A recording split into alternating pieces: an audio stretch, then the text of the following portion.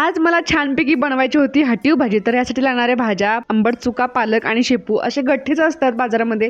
ते घेऊन यायचे, स्वच्छ निवडून घ्यायचे, स्वच्छ धुवून घ्यायचे, बारीक चिरून घ्यायचे. नंतर ह्याच्यामध्ये डाळी भिजवून टाकायच्या. हरभरा, मुगडा, तुरडा मी घेतलेली आहे.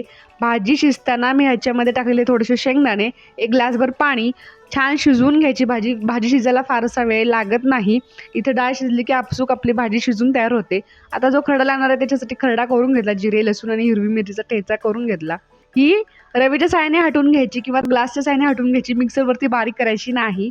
त्याच्यामध्ये थोडंसं टाकलेलं आहे 2 चमचे मी ज्वारीचं पीठ. तुम्ही बाजरीचं किंवा बेसन पीठ सुद्धा टाकू शकता. त्याच्यामुळे चव खूप छान येते. आता तेल टाकलेलं आहे कढईमध्ये. तेल चांगलं तापल्यानंतर त्याच्यामध्ये घातला खरडा, थोडासा हळद, थोडंसं हिंग टाकून ती भाजी शिजलेली त्याच्यामध्ये परतली. थोडासा गूळ टाकून अशी संमिश्र करून घेतली. चवीनुसार मीठ टाकलं आणि मस्त अशी भाकरी करून त्याच्यासोबत ही भाजी सर्व केली. एकदम छान लागते. कशी वाटली ही हटीव भाजीची रेसिपी नक्की सांगा.